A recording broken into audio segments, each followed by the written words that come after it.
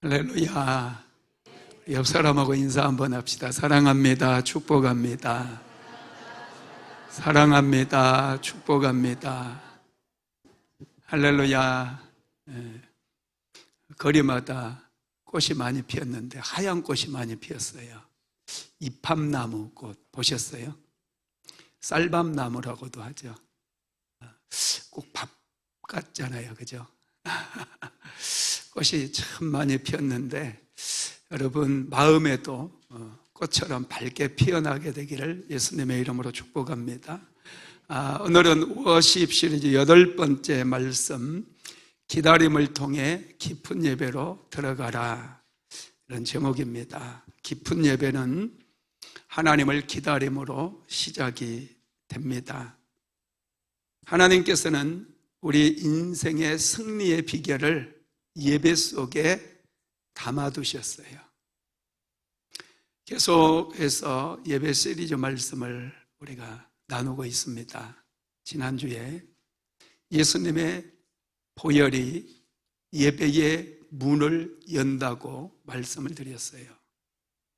예수님의 피는 예배의 문을 열어주고 하늘의 문을 열어줍니다. 우리는 예수님의 보혈을 의지해서 오늘 예배의 자리에 나오게 되었습니다. 오늘 깊은 예배를 통해서 하나님의 음성도 듣고 살아계신 하나님을 만나는 복된 시간이 되기를 예수님의 이름으로 축복합니다. 한나는 깊은 예배를 통해서 인생이 역전이 됩니다. 그의 인생은 아이를 낳지 못함으로 인해서 고통스러웠어요. 또 분인나라고 하는 후처가 들어옴으로 인해서 한나의 삶은 다 힘들었습니다. 한나는 깊은 예배를 경험함으로 사무엘이라고 하는 아들을 잉태하게 되고, 이 사무엘은 어두웠던 사사시대를 끝내버리고 왕조시대, 새로운 왕조시대를 여는 귀한 일을 하게 됩니다. 한 사람의 예배가 엄청난 영향력이 있어요. 깊은 예배를 통해서 한 사람이 은혜 받으니 주변에 있는 모든 사람들에게도 그 축복이 흘러가게 되고 많은 분들이 혜택을 받게 되었다는 것이죠. 반면에 엘리 제사장은 예배를 소홀히 여겼어요. 백성들이 가져오는 재물을 약탈함에도 자녀들을 꾸짖지 않았습니다. 예배에 대한 사모함이나 관심이 작았어요. 그러다 보니 결국 엘리 제사장은 하나님 앞에 심판을 받게 되고 그의 두 아들은 전쟁터에 나아가서 목숨을 잃었어요. 비참하게 그의 인생도 끝났습니다. 성경에는 예배의 중요성을 가르치기 위해서 대조하면서 그들의 삶을 조명하는 그런 내용들이 많이 기록이 되어 있습니다. 특별히 오늘 우리가 본문에서 읽은 사울왕과 또 다윗의 삶을 보면 하나님께서 그들의 삶에 특별히 예배에 대한 부분을 강조해서 우리에게 보여주면서 어떻게 하면 우리가 깊은 예배로 들어갈 수 있는지, 그리고 예배를 통해서 하나님을 경험했을 때 어떤 은혜가 우리의 삶에 찾아오게 되는지를 우리에게 가르쳐주고 있다라는 것이죠. 오늘은 이 사울왕의 예배에 대해서 우리가 좀 보겠습니다. 사울왕 역시도 하나님께 드리는 예배를 아주 가볍게 여기고 쉽게 여기고 소홀히 여겼습니다. 그 결과로 인해 사울왕은 결국 하나님께 버림을 받게 되죠. 그런데 다윗은 하나님을 소중히 여겼을 뿐만 아니라 하나님께 드리는 예배를 아주 소중하게 여깁니다. 생명을 다해서 그의 마음을 다하고 그의 힘을 다해서 하나님을 예배함으로 인해 그의 인생이 달라지고, 다윗은 하나님께 은혜를 입음으로 다윗 시대에 이스라엘 땅에 살아가는 많은 백성들에게도 그 은혜와 축복이 흘러가게 만들었다라는 것입니다. 그래서 저와 여러분도 은혜를 받으면 됩니다. 예배를 통해서 하나님께 축복을 받으면 여러분들의 가정과 또 자녀들에게 이 예배의 축복과 영향력이 풍성하게 흘러감을 믿으시기 바랍니다. 우리가 복을 받으면 주변에 있는 모든 사람들이 다 형통해져요. 예배는 여러분 전쟁입니다. 눈에 보이지 않는 어둠의 영들과의 전쟁이에요. 그래서 예배에 승리하고 하나님께서 기뻐하시는 깊은 예배를 드리기 위해서 우리는 내 자신과 싸워야 되고 또 우리를 유혹하는 마귀와 싸워야 돼요. 그래서 승리를 거둬야 됩니다. 특별히 예배를 준비하면서 중요한 것은 자기 마음을 지키는 거예요. 마음을 빼앗기면, 마음을 하나님 아닌 다른 것에 빼앗기면 예배를 망쳐버려요. 제가 청년 때 산에 다니는 걸 아주 좋아했어요. 하루는 토요일이었는데 친구가 전화를 했어요. 야, 오늘 날도 좋은데 산에 야영 가자 그러는 거예요. 그래? 몇 시에? 나 바쁘니까 네가 준비 다 해와야 돼. 벌써 준비 다 해놨다는 거예요. 알았어. 저녁에 만나자. 전철역 이제 도봉산, 여러분 옛날에 도봉산 많이 갔었는데요. 둘이 만나가지고 아주 신났어요. 저녁에 밥도 해먹고 텐트 하나 탁 치고 둘이서 이제 얘기도 하고 그러는데 갑자기 비가 내리기 시작하는 거예요. 완전히 11시부터 시작된 비가요, 장대비가 새벽 3시까지 내리는 거예요. 그 바닥에 비닐을 깔고 텐트를 쳤는데요, 밑에서 물이 올라오고 위에서 물이 떨어지고 옷도 다 젖고 온몸이 그냥 다 몇 시간 동안을 아주 텐트 속에서 또 밖에 나와서 둘이 이제 또 텐트 위에 치는 거 친다고 비 쫄딱 맞으면서 치고 그랬는데, 그럼에도 불구하고 막 완전히 그냥 물에 빠진 생쥐 같았어요. 아침에 일찍 일어날 수가 없죠. 새벽까지 그랬으니 잠이 잠깐 들었는데 오후 일어나 보니까 늦은 거예요. 아침밥도 먹고 예배에 가야 된다고, 내가 예배에 빠지면 안 된다고, 예배에 가야 된다고 그냥 그거 텐트고 뭐고 막 둘둘 말아가지고 딱 이제 가방 짊어지고 가는데 물이 툭툭툭툭 떨어지는 거예요. 비가 그쳤는데도 전철을 탔는데 막 머리에서도 물이 떨어지고 옷에서도 물이 떨어지고, 그럼에도 불구하고 교회로 가서 예배를 드렸어요. 조금 예배 시간 늦기는 했는데 11시 예배인데 11시 한 5분쯤 도착한 것 같아요. 안도의 한숨을 딱 쉬고 그래도 예배에 나왔다. 대견하잖아요, 그죠? 근데 예배를 드리는데요, 싸해요. 하나도 감동이 없어요. 찬양을 부르고 목사님의 그 설교를 듣는데도 하나도 와닿지 않는 거예요. 졸음만 와요, 졸음만. 꾸벅꾸벅. 제가 다시는 이런 멍청한 일 하지 않아야 되겠다 결심하고 또 결심하고 몇 번을 결심하면서 하여튼 그랬습니다.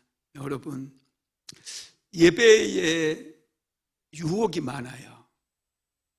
예배는 주일날 아침에 씻고 나와서 11시 예배 딱 나오는 거, 그걸로 끝나는 게 아니더라고요.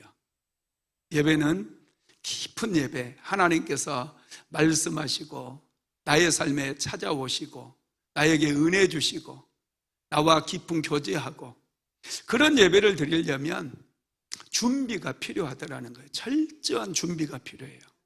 하나님을 사모하고 기도로 준비하고. 그래서 제가 참 이 토요일 날도 열심히 예배 준비를 많이 해요. 요즘은 우리 교회 토요 성령 강림 기도회가 있잖아요. 참 좋습니다.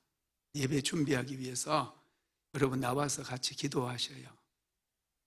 그렇게 나와서 토요일부터 예배, 주일 예배, 정말 하나님께 깊은 예배 들어가기 위해 준비하는 사람과 아침에 딱 눈 뜨고 오씨 벌써 예배 시간이야? 빨리 챙겨야 되겠네. 이렇게 나온 사람과 여러분 예배의 질이 달라요. 하나님께서 부어주시는 은혜의 깊이가 다르다는 거예요. 그래서 깊은 예배 드리기 위해서는 자신과 좀 싸워야 돼요. 예배 다음 주 또 드리면 되지 이러지 마시고, 예배 내일 지구의 종말이 오는 것처럼 잘 준비해서 기대하는 마음 가지고 사모하는 마음 가지고 하나님 앞에 나오시기 바랍니다. 제가 예배 드릴 때 성도들 얼굴을 이렇게 살펴보면 정말 감사와 기쁨과 기대와 믿음이 묻어있는 분들이 있어요. 정말 감동이 돼요. 제가 볼 때도 감동이 있는데 하나님께서 볼 때 얼마나 감동이 되겠어요. 그런 분들에게 하나님께서 큰 은혜를 주심을 믿으시기 바랍니다. 사울은 블레셋과 전쟁에서도 이겼어요. 아말렉과의 전쟁에서도 이겼어요. 그런데 사울은 자신과의 싸움에서 지게 됩니다. 그래서 정말 살아계신 하나님을 예비하고 깊은 예배 가운데 들어가서 사울이 은혜를 충만하게 받았더라면 이스라엘 역사가 달라졌을 거예요.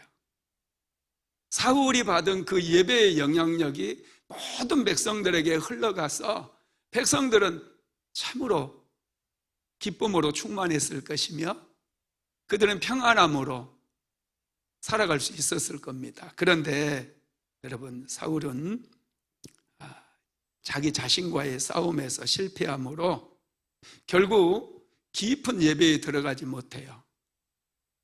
두려움과 조급함 때문에 하나님께서 세워주셨던 제사장을 무시하고 자신이 번제와 화목제를 드림으로 인해서 하나님께 결국은 버림받게 되는 안타까운 일이 발생을 하게 되었다는 거예요. 그럼 우리는 어떻게 자신과의 싸움에서 승리하고 깊은 예배로 나아갈 수 있을까요? 첫 번째, 기다리며 준비하는 시간이 필요합니다. 사무엘상 13장 8절에서 12절, 오늘 본문 같이 읽어볼까요? 사울은 사무엘이 정한 기한대로 이레 동안을 기다렸으나 사무엘이 길갈로 오지 아니하며 백성이 사울에게서 흩어지는지라. 사울이 이르되 번제와 화목제물 이리로 가져오라 하여 번제를 드렸더니 번제 드리기를 마치자 사무엘이 온지라. 사울이 나가 맞으며 문안하매 사무엘이 이르되 왕이 행하신 것이 무엇이냐 하니 사울이 이르되 백성은 내게서 흩어지고 당신은 정한 날에 오지 아니하고 블레셋 사람은 믹마스에 모였음을 내가 보았으므로 이에 내가 이르기를 블레셋 사람들이 나를 치러 길갈로 내려오겠거늘 내가 여호와께 은혜를 구하지 못하였다 하고 부득이하여 번제를 드렸나이다 하니라. 아멘. 사울도 할 말이 많아요. 지금 이스라엘 땅에 블레셋의 군대가 쳐들어와서 믹마스라고 하는 곳에 진치고 있습니다. 그리고 사울은 당시 길갈에 도읍지를 정했고 길갈에 살고 있었어요. 믹마스와 길갈은 아주 가까운 거리입니다. 언제 블레셋의 군대가 길갈까지 밀고 내려올지 장담할 수 없는 그런 시간이에요. 사울도 부랴부랴 이스라엘의 군대를 소집해서 지금 이스라엘 백성들이 모여 있습니다. 그리고 사무엘 선지자는 국가의 위기 상황이 발생하면 일주일 안에 반드시 돌아오겠다라고 사울과 약속을 했거든요. 그래서 사울은 두려움 속에서도 사무엘을 기다렸어요. 약속한 기간까지 일주일을 기다렸습니다. 그런데 사무엘이 오지 않는 거예요. 그리고 군대로 소집된 군인들이 두려움 때문에 막 탈영을 해요. 많이 도망가 버리는 거예요. 자기만 살겠다고. 그걸 보니 사울의 마음속에 더 두려움이 찾아오고 더 조바심이 막 밀고 오는 거예요. 큰일 났다. 지금 블레셋 군대가 저 지척에 와 있는데 군대는 지금 다 흩어져 버리고 큰일 났다. 사무엘은 왜 오지 않는 것일까? 이렇게 고민하다가 마침내 그가 결단을 해요. 제물을 가져와라. 그러면서 자신이 제사를 하나님 앞에 드리게 됩니다. 그리고 제사가 끝났을 때쯤에 사무엘이 와가지고 이제 사울왕을 책망을 하는 거예요. 사울왕을. 여러분, 사울이 좀 더 기다렸으면 얼마나 좋았을까요? 내 시간보다, 내가 정한 시간보다 하나님의 시간이 더 길어질 수 있어요. 항상 우리는 그걸 생각해야 돼요. 그래서 우리가 하나님 앞에 한 번 예배 드렸다고 하늘문이 열려지고 기적이 일어나고 문제가 해결되고 그러면 얼마나 좋겠습니까? 그런데 그렇지 않아요. 예배는 기다림을 통해서 하나님께서 역사하실 때까지, 하나님께서 말씀하실 때까지 조바심을 버리고 두려움을 극복하면서 기다릴 때 하나님께서 기뻐하시는 예배를 우리가 드릴 수가 있다라는 것입니다. 하나님은 절대 서두르지 않아요. 조급하지도 않아요. 하나님은 기다리시는 하나님이십니다. 마귀는 항상 우리에게 조급증을 줘요. 조급함으로 유혹해요. 예수님을 시험하실 때도 마귀가 야, 돌로 떡을 한번 만들어 봐. 여러분, 떡을 하나 만들 때 시간이 많이 걸리거든요. 우리가 먹는 떡이 그냥 떡방앗간에서 만들어내는 거잖아요. 요즘은 그래요. 그런데 이 떡을 하나 만들기 위해서는 과정이라는 게 있어야 돼요. 먼저는 밀, 씨앗을 뿌려서 자라서 이제 수확을 하고 그 밀을 말려서 빻아서 반죽을 해서 그래서 여러분 빵을 만들고 떡을 만드는 거예요. 근데 마귀는 항상 과정을 생략하라고 그래요. 돌로 떡을 만들 수 있는 능력이 있죠. 예수님은 얼마나 쉬워요. 그런데 여러분, 하나님은 그렇게 일하시지 않아요. 우리가 하나님께서 일하시는 것을 배워야 됩니다. 하나님의 영광은 씨앗의 영광이에요. 작은 씨앗을 심고 그 씨앗이 싹이 나야 돼요. 그리고 자라고 열매를 맺고 열매가 무르익고 수확하고 이 과정을 하나님께서는 귀하게 여기신다는 거예요. 하나님께서는 이 과정을 뛰어넘는 것을 원하지 않아요. 특별히 여러분, 생명이 성장하는 데는 지름길이 없습니다. 아무리 과학이 발전해도요, 부부가 결혼해서 아이를 잉태하잖아요. 그러면 뱃속에 넣고 다니니까 일도 하기도 좀 힘들고 2개월 만에 그냥 나는 출산하고 이러러 가야 돼. 과학이 발전하면 그런 일이 일어날 수 있을까요? 없어요. 시간을 채워야 돼요. 10달을 채워야 돼요. 닭이 계란을 품으면 21일이 지나야 병아리가 되는 거예요. 그냥 요즘 스피드 시대인데 그냥 하루만 딱 품고 병아리를 만들어버리고, 아무리 과학이 발전해도 그런 일은 일어나지 않아요. 왜냐하면 하나님의 영광은 여러분 씨앗의 영광이에요. 그래서 일정 시간이 필요해요. 기다림이 필요하다는 거예요. 그래서 우리 그리스도인들이 신앙생활하고 그럴 때 조급해서는 안 돼요. 하나님 왜 나에게만 은혜 안 주십니까? 이제 1년 되신 분이 열심히 30년 이상 헌신하고 봉사하고 하나님께 축복받은 사람 그 흉내 내려고 하면 안 된다는 거예요. 내공이 필요해요. 할렐루야.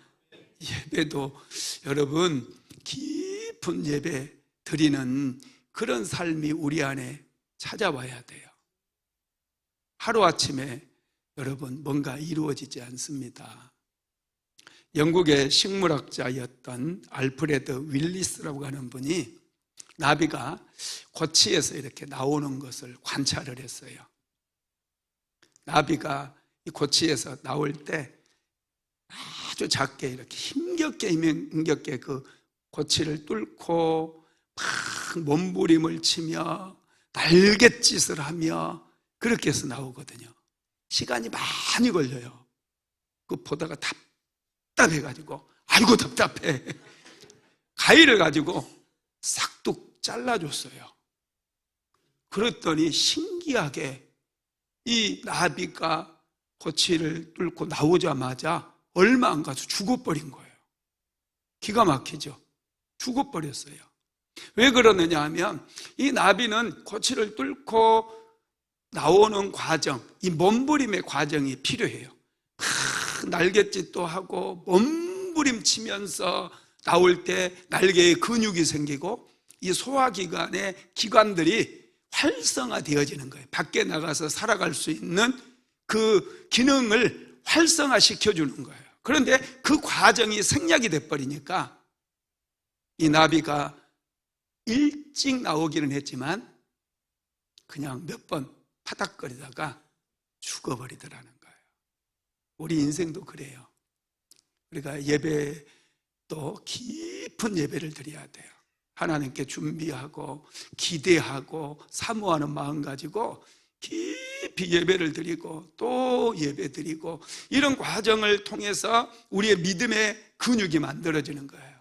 생각의 근육이 커지는 거예요. 하나님께 집중하는 그런 능력이 생긴다는 거예요. 그럴 때 여러분 어느 순간 하나님의 은혜가 번물처럼 우리의 삶에 들어오게 됨을 믿으시기를 바랍니다.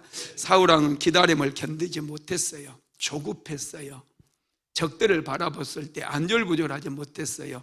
그래서 자신이 하지 말아야 될 그런 일을 함으로 인해서 결국은 하나님께 버림을 받습니다. 그런데 다윗은 여러분 그렇지 않아요. 사울왕을 통해 실패를 경험했던 하나님께서 다윗을 세우실 때는 인내의 과정을 거치게 해요. 고난의 과정을 거치게 하십니다. 사울왕의 미움을 받았던 다윗은 광야로 도망을 가잖아요. 사울왕이 죽이려고 해서 광야에서 거의 10년 가까운 세월을 도망을 다니며 고난과 연단 속에서 지내게 됩니다. 그 과정을 거치면서 다윗은 기다렸어요. 사울왕을 죽일 수 있는 기회가 2번이나 있었거든요. 죽이지 않고 하나님께서 일하실 때까지 참고 또 참았어요. 다윗은 혼자가 아니었어요.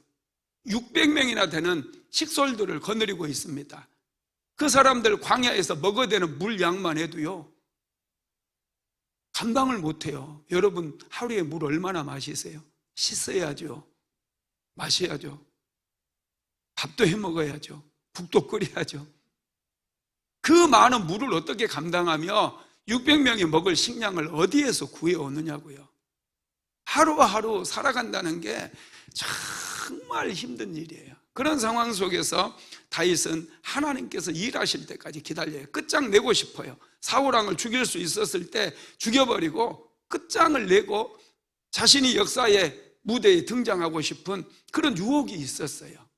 그럼에도 불구하고 다윗은 오랜 기다립니다. 하나님께서 역사하실 때까지 기다립니다. 그래서 하나님께서 다윗을 축복하시고 이 다윗이 받았던 축복의 영향력이 온 이스라엘 백성들에게 다 흘러가게 되는 거예요. 여러분, 하나님은 기다리신 하나님이신 거 믿으시기 바랍니다. 하나님이 왜 기다리신 줄 아세요? 은혜 주시려고. 이사야서 30장 18절 같이 읽어봅니다.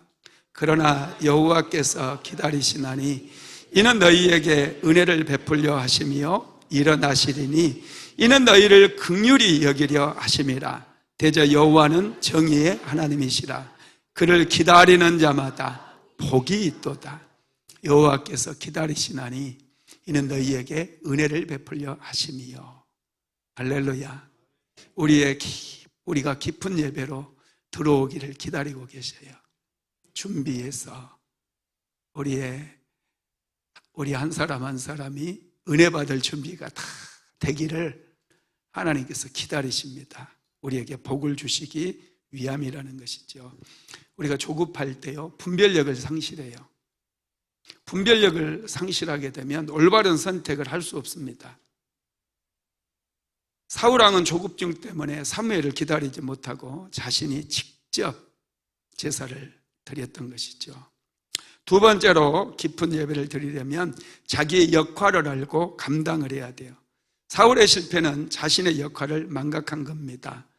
왕이기 때문에 백성들을 다스리고 백성들을 보호하는 그런 일은 왕의 할 일이에요. 그러나 하나님께서는 하나님을 예배하는 일은 왕에게 맡기지 않았어요. 제사장에게 맡겼어요. 선지자들에게 맡겼어요. 왕은 자기의 역할만 하면 되는데 경계를 넘어버렸습니다. 여러분, 왜 이 땅에 저주가 찾아왔습니까? 아담과 하와가 하나님께서 정하신 경계를 넘어버린 거예요. 분명히 하나님께서는 선악을 알게 하는 나무의 실과를 먹지 말라고 그랬어요. 먹는 날에는 반드시 죽으리라 말씀했어요.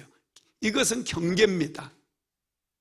모든 에덴 동산의 모든 실과를 임의로 먹으라고 그랬거든요. 그런데 딱 한 가지의 경계, 하나님과 사람을 피조물을 구별하기 위해서 한 가지 경계를 만들어 놓았는데 그게 선악과였다는 거예요. 경계를 넘음으로 인해서 아담과 하와는 에덴 동산에서 추방하게 되었고 마귀의 종이 되어서 온갖 저주를 뒤집어 쓰게 되었다는 것이죠. 최근에 윤석열 대통령이 파면이 됐잖아요. 윤석열 대통령은 자신이 대통령이기 때문에 비상계엄령을 내려서 자기를 좀 힘들게 하는 정적들을 제거해도 괜찮다고, 이것이 고도의 통치 행위라고 생각을 했습니다. 그런데 우리나라 헌법에서는 비상계엄령에 대해서 경계를 치고 있어요. 대통령이라 할지라도 국가 비상상황, 전쟁이나 폭동이나 천재지변으로 인해 국가 비상상황이 일어났을 때 한정을 지어놨습니다.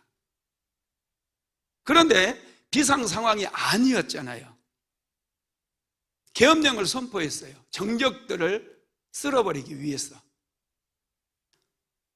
경계를 침범한 거예요. 그래서 헌법재판관들이 볼 때 대통령이 경계를 침해했다 생각을 해서 탄핵을 결정을 한 것입니다.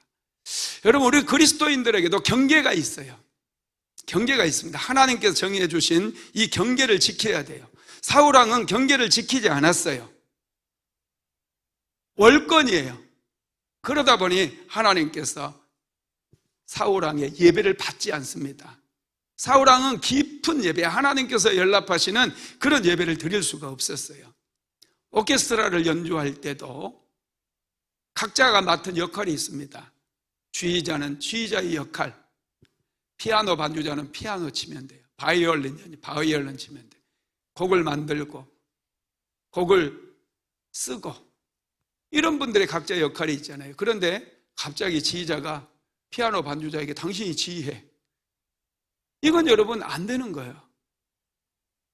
각자의 역할을 잘 감당하게 될 때 아름다운 하모니를 이루어서 아름다운 선율을 연주할 수가 있게 되는 것이죠. 가정에서도 남편이 해야 될 역할이 있고 아내가 해야 될 역할이 있어요. 교회 공동체 안에서도 목회자들이 해야 될 일이 있고 평신도들이 감당해야 될 역할들이 있어요. 각자 막혀진 그 일들을 잘 감당하게 되어질 때 아름다운 교회가 되어지는 것이고 그 예배를 하나님께서 기쁘게 받으시고 교회 공동체에 복을 내려주신다는 것입니다. 사울왕은 경계를 넘었어요. 나중에 제사장들이 해야 할 일들을 자신이 해버렸을 뿐만 아니라 하나님께서 세우신 제사장들을 존귀히 여기지 않습니다. 제사장들이 다윗을 도와줬다라고 하는 그 하나의 이유 때문에 무려 85명이나 되는 제사장들을 다 죽여버려요. 그의 가족들까지 다 죽여버립니다. 사무엘상 22장 16절에서 19절까지 한번 같이 읽어봅니다. 왕이 이르되 아히멜레가 네가 반드시 죽을 것이요 너와 내 아비 온 집도 그러하리라 하고, 왕이 좌우의 호위병에게 이르되 돌아가서 여호와의 제사장들을 죽이라. 그들도 다윗과 합력하였고 또 그들이 다윗이 도망한 것을 알고도 내게 알리지 하였음이니라 하나, 왕의 신하들이 손을 들어 여호와의 제사장 죽이기를 싫어한지라. 왕이 도액에게 이르되 너는 돌아가서 제사장들을 죽이라 하며, 도액 사람 에돔 사람 도액이 돌아가서 제사장들을 쳐서 그날에 세마포 에본 입은 자 85명을 죽였고, 제사장들의 성읍 노베 남녀와 아이들과 젖 먹는 아이들 소와 나귀와 양을 칼로 쳤더라. 사울왕은 이 제사장들까지도 이렇게 죽이는, 자신의 역할을 완전히 망각해버리고 경계를 넘어버리는 그런 삶을 살았어요. 악은 내버려두면 점점 커져요. 죄는 여러분 빨리 회개하지 않으면 눈덩이처럼 커집니다. 그래서 그 죄가 우리의 인생을 삼켜버리고 하나님의 은혜를 차단해버려요. 더 크게 자라기 전에 빨리 회개해야 되는데 사울왕은 멈추지를 않습니다. 여러분, 우시아 왕도 나라가 강성해졌을 때 교만해서 경계를 침범해요. 제사장들이 할 수 있는 이 분향하는 일을 자기가 직접 하겠다고 시도를 합니다. 역대하 26장 16절 한번 읽어봅시다. 그가 강성하여짐에 그의 마음이 교만하여 악을 행하여 그의 하나님 여호와께 범죄하되 곧 여호와의 성전에 들어가서 향단에 분향하러 한지라. 아멘. 여호와의 성막에 성전에 들어가서 왕이 할 수 없는 하나님을 예비하는 그 일을 자기가 하려고 우시아 왕이 시도를 했어요. 그것을 알고 제사장이 깜짝 놀랐어. 대제사장이었던 아사랴가 80명의 제사장들을 데리고 가가지고 우시아 왕을 막아섭니다. 왕이시여 그 일을 하지 말라고 막았어요. 그랬더니 어떻게 됩니까? 한번 읽어봅시다. 17절로 18절 역대하 26장 시작. 제사장 아사랴가 여호와의 용명한 제사장 80명을 데리고 그의 뒤를 따라 들어가서 우시아 왕 곁에 서서 그에게 이르되 우시아야, 여호와께서 분향하는 일은 왕이 할 바가 아니요 오직 분향하기 위하여 구별함을 받은 아론의 자손 제사장들이 할 바니 성소에서 나가소서. 왕이 범죄하였으니 하나님 여호와께서 영광을 얻지 못하리이다. 80명의 제사장이 막았잖아요. 그러면 멈춰야죠. 우시아 왕도 알고 있습니다. 제사장이 할 일과 왕이 할 일을. 그런데 월권이에요. 경계를 넘어섰어요. 제사장들이 막으니까 성질을 냈어요. 그럼 누구 같아? 성질을 내는 거예요, 막. 우시아 왕도 성질을 냈어요. 여호와의 성전에서, 하나님의 성전에서.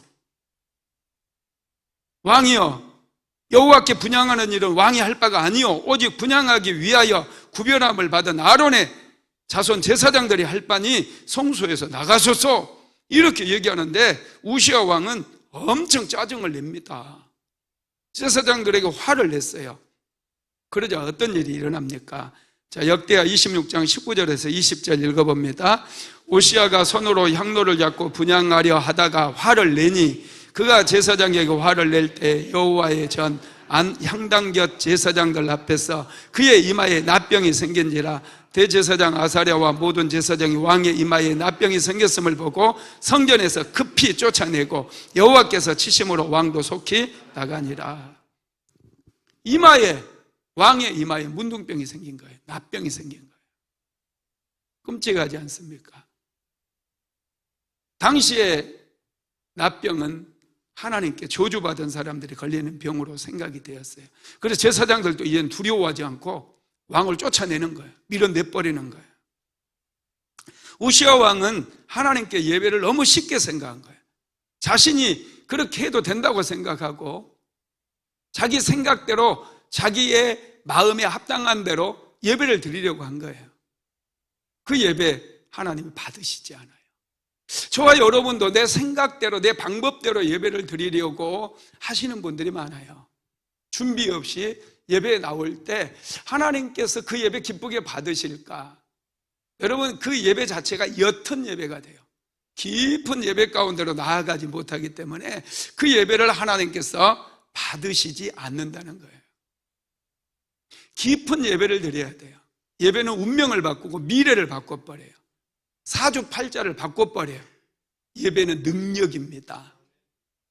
세 번째로 하나님의 말씀을 무겁게 받고 순종을 해야 됩니다. 사울은 하나님의 말씀을 가볍게 받아요.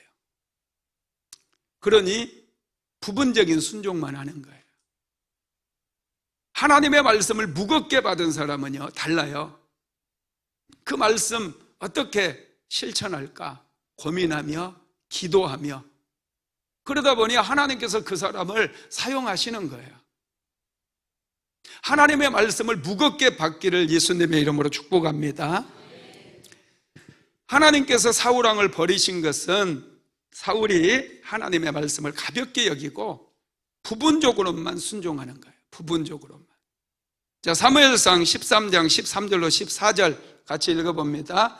사무엘이 사울에게 이르되 왕이 망령되이 행하였도다. 왕이 하나님 여호와께서 왕에게 내리신 명령을 지키지 아니하였도다. 그리하였더라면 여호와께서 이스라엘 위에 왕의 나라를 영원히 세우셨을 것이거늘 지금은 왕의 나라가 길지 못할 것이라. 여호와께서 왕에게 명령하신 바를 왕이 지키지 아니하였으므로 여호와께서 그의 마음에 맞는 사람을 구하여 여호와께서 그를 그의 백성의 지도자로 삼으셨느니라 하고. 아멘. 사울왕에게 망령되이 행하였다고 그렇게 책망을 합니다. 여러분, 하나님의 말씀은 무겁게 받아야 돼요. 경박하면 안 돼요. 우리 그리스도인들은 생각하는 훈련을 좀 배워야 됩니다. 말할 때도 너무 경박해서는 안 돼요. 그냥 너무 조급하고 너무 바쁘고 너무 서두르고 이런 거 별로 좋지 않아요. 예배도 그냥 예배 잠깐 드리고 오늘 뭐 하고 이런 거 하나님께서 좋아하시지 않아요. 하루 종일 예배에 풍덩 빠지세요. 1부 예배도 나와서 드릴 수 있으면 드리고 2부 예배도 드리고 기도학교도 드리고 또 예배 통해서 받은 은혜 구역 모임에서도 또 나누고 풍덩 빠지는 거예요. 깊이 잠기는 거예요. 그 모습을 하나님이 다 보고 있다니까요. 막 경박하게 오늘 예배 얼른 드리고 와야지. 그리고 이 일하고 저 일하고 그 일도 하고 오늘 또 누구 만났어. 이렇게 하게 되면 하나님께서 다 보셔요. 예배 왜 나와요 그러면? 얼른 드리고 갈 거. 그 의무로 하는 거고요. 예배는 깊이 들어가는 거예요. 하루 종일 하나님 안에서 교제하며 은혜 받으며 서로 축복해 주며 격려하며 이게 온전한 예배라는 거예요. 그러면 하나님께서 하나님의 말씀에 어떤 사람이 하나님의 말씀에 순종할 수 있을까? 첫 번째로 하나님을 신실하게 의지하는 사람입니다. 사울왕은 하나님을 의지하기보다 왕의 직분을 의지했어요. 그래서 사무엘 선지자에게 책망을 받았을 때 그는 백성의 숫자를 세고 있습니다. 자, 사무엘상 13장 15절 읽어봅니다. 사무엘이 일어나 길갈에서 떠나 베냐민 기브아로 올라가니라. 우리 자기와 함께한 백성의 수를 세어보니 600명가량이라.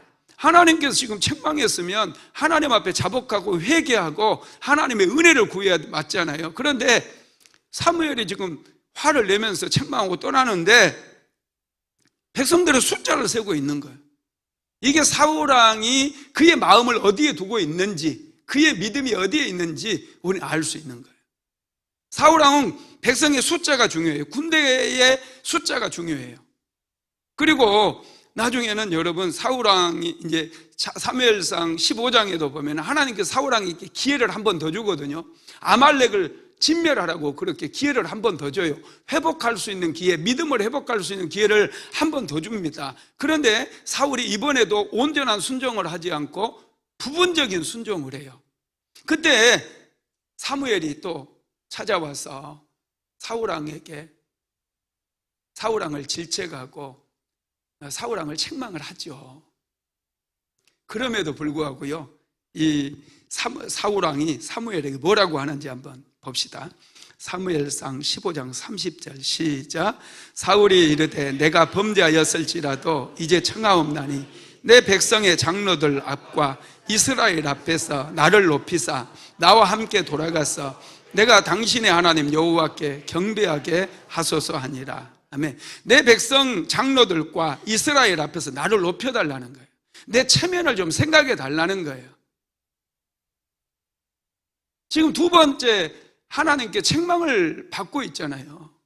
그러면 바로 엎드려서 체면이 뭐가 있습니까? 왕이 뭐가 중요합니까?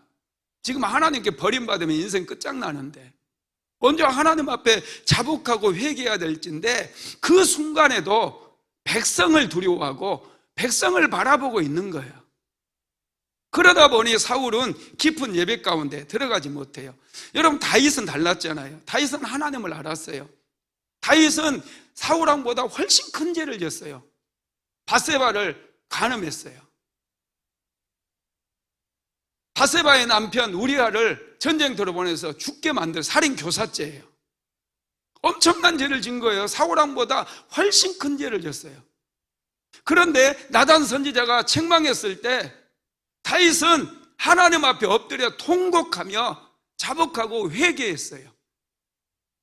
하나님께서는 그 다윗의 예배를 기쁘게 받으신 거예요. 사울왕은 책망함에도 불구하고 변명하고 백성들 눈치만 보고 백성들만 두려워하는 거예요. 사울왕은 회개할 줄 몰랐어요. 변명만 일삼았어요. 이게 사울과 다윗의 차이라는 것이죠. 두 번째로는 하나님을 경외하는 사람이 하나님의 말씀에 순종합니다. 사울은 하나님을 경외하지 않았어요. 그러다 보니 하나님의 말씀을 무겁게 받지 않고 가볍게 생각했어요. 하나님의 말씀을 두려워하지 않고 사람만 두려워합니다. 사무엘상 15장 24절에서 25절 같이 읽어봅니다. 사울이 사무엘에게 이르되 내가 범죄하였나이다. 내가 여호와의 명령과 당신의 말씀을 어긴 것은 내가 백성을 두려워하여 그들의 말을 청종하였음이니이다. 청하오니 지금 내 죄를 사하고 나와 함께 돌아가서 나로 하여금 여호와께 경배하게 하소서 하니, 여기에 보면 내가 백성을 두려워했다고 그래요. 여러분, 사울이 그러면서 지금 하나님 앞에 가겠어 예배를 드리겠다라고 하면서도 백성을 두려워하고 백성들 앞에서 자기를 높여달라는 그게 먼저였어요. 순서가 바뀌어 있는 거예요.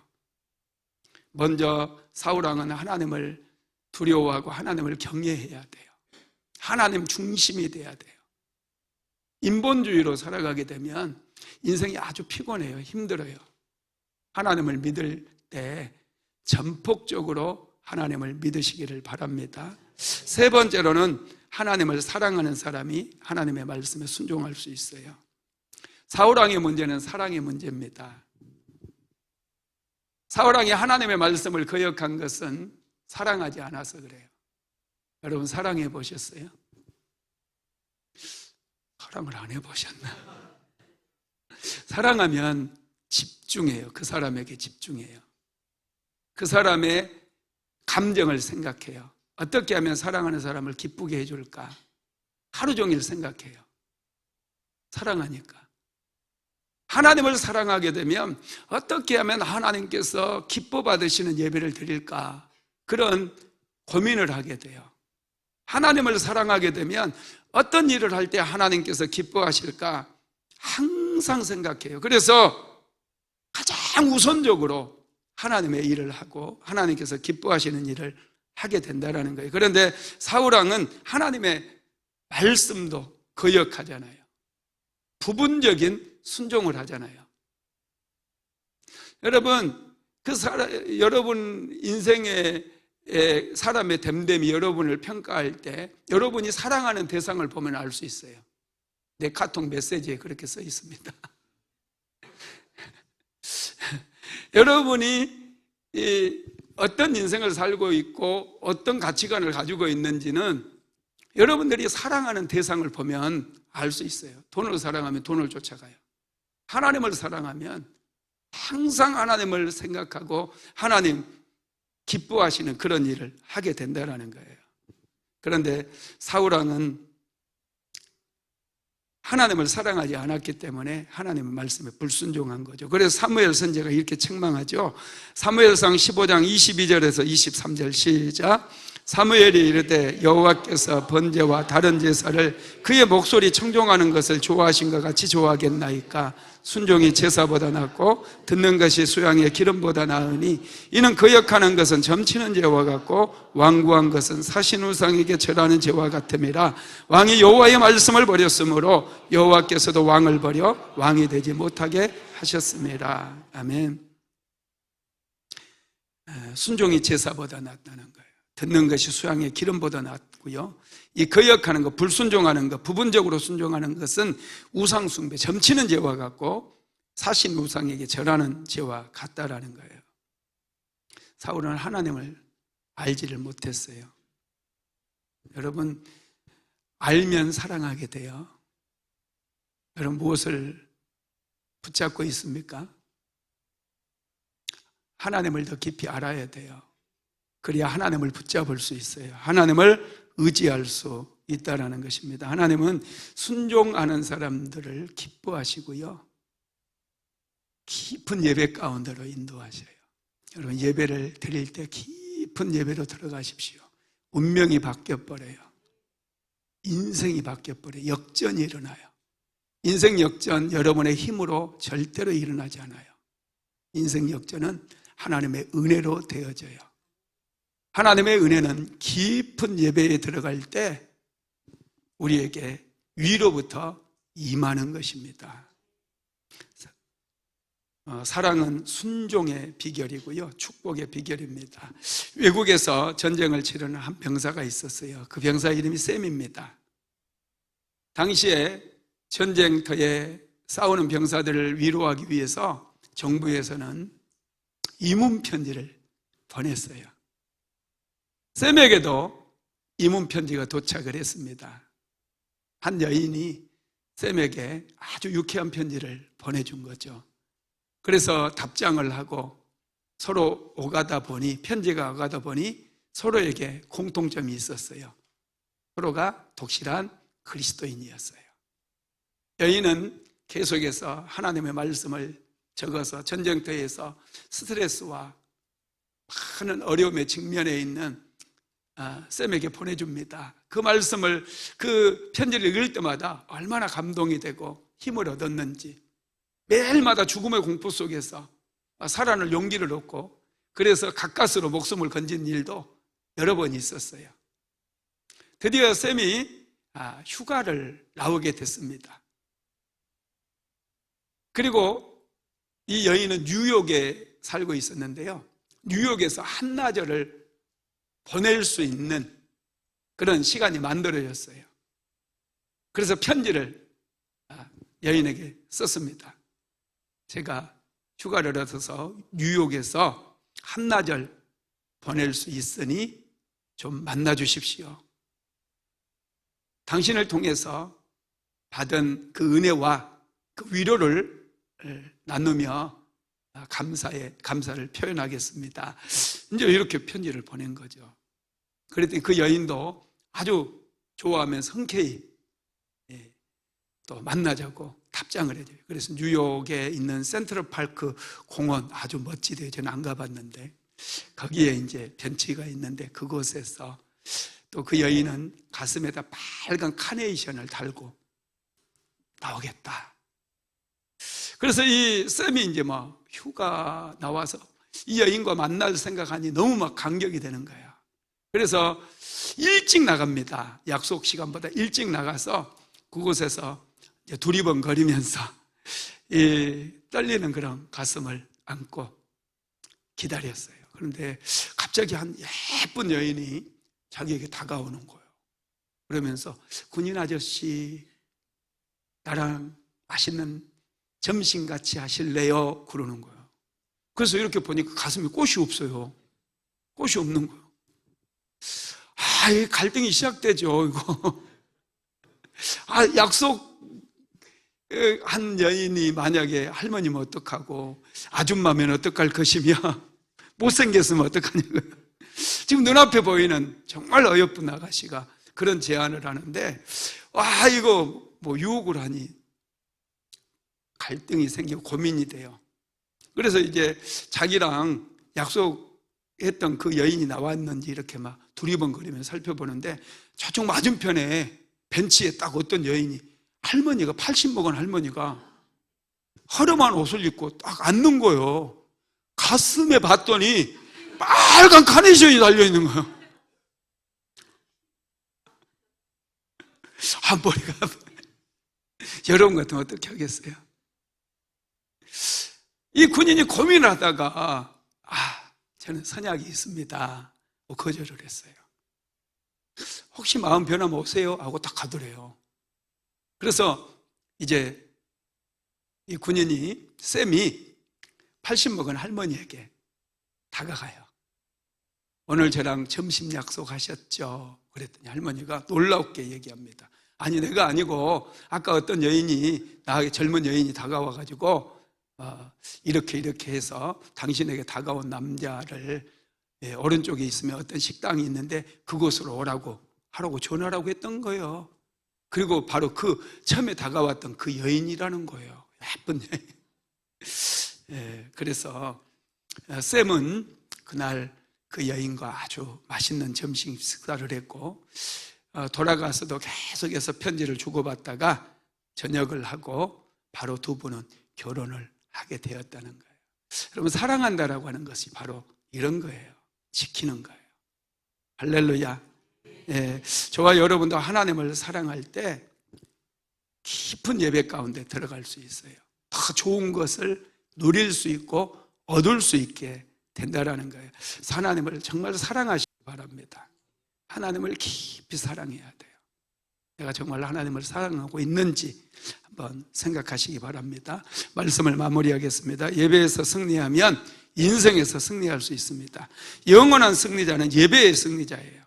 예배에서 승리하기 위해서는 우리는 내면의 적과 싸워야 됩니다. 우리 안에는 두려움, 조급함, 집착, 거역하는 마음, 분노, 이런 것들과 싸워야 돼요. 이런 적들과 싸워 승리하기 위해 필요한 것이 하나님을 믿는 믿음이고요, 하나님을 사랑하는 마음이에요. 하나님을 사랑하지 않으면 세상의 유혹에 쉽게 넘어져요. 마귀의 유혹에 우리는 쉽게 넘어가서 절대로 깊은 예배 가운데로 들어갈 수가 없어요. 하나님을 뜨겁게 사랑해야 돼요. 그래서 여러분, 예배 드릴 때도 눈치 보지 말고 열정적으로 예배 드려야 돼요. 이 시간은 다시 오지 않아요. 한번 지나가 버린 시간은 다시 되돌릴 수 없어요. 그래서 이 한 순간순간을 우리는 진하게 살아야 돼요. 열정을 다해서, 힘을 다해서, 정성을 다해서 하나님을 사랑할 때도 온 마음으로 하나님을 사랑하고, 예배할 때도 뜨겁게 예배하는 거예요. 그 예배 하나님께서 기쁘게 받으시고 우리에게 은혜를 내려주시고 우리에게 복을 내려주시는 거예요. 그 축복이 엄청난 영향력이 있어서 우리 주변을 밝게 하고 우리 주변에 있는 많은 사람들이 그 축복의 혜택을 누릴 수 있도록 만들어준다는 거예요. 있게 되기를 예수님의 이름으로 축복합니다. 놀라우신 주님의 자비가 사랑하는 모든 성도들의 심령 속에, 환경 속에 부어지기를 간절히 소원합니다. 주님, 기름 부어 주옵소서. 강력한 예배가 우리의 삶의 중심에 오게 하시고, 예배를 통해 부어주시는 거룩하신 하나님의 은혜와 축복을 다 받아 누릴 수 있도록 주여 도와 주시옵소서. 오늘 이 시간에도 사랑하는 성도들의 삶을 괴롭히는 더러운 악한 병마들은 묶임을 받고 떠나갈지어다. 더러운 귀신들은 다 묶임을 받고 떠나갈지어다. 예수의 이름으로 질병도 치료될지어다. 당뇨병도 떠나가고 암병도 사라지고 관절염도 사라지고 불면증도 사라지고 우울증도 깨끗하게 치료될지어다. 주님도 깊이 만져주시고 사랑하는 성도들 질병마다 다 치료받고 회복되게 하옵소서. 예수의 이름으로 면역질환은 깨끗하게 치료될지어다. 나사렛 예수 그리스도 이름으로 혈관질환도 완전하게 치료될지어다. 신장병도 떠나갈지어다. 관절염도 사라질지어다. 나사렛 예수 그리스도 이름으로 몸의 혹은 사라질지어다. 주님도 깊이 만져주심으로 기적을 경험하게 하옵소서. 예수님의 이름으로 기도드렸습니다. 아멘. 지금은 우리 구주 예수 그리스도의 무한하신 은혜와 아버지 하나님의 극진하신 사랑하심과 보혜사 성령 하나님의 감동감화 대주교통인도 충만케 하시는 역사가 기다림을 통해 더 깊은 예배 가운데 들어가기를 간절히 소망하는 하나님의 모든 권속들 위에 사랑하는 순복음 안디옥교회 모든 성도들 머리머리 위에 가정과 직장과 사업장 위에 이제로부터 영원토록 함께 있을지어다. 아멘.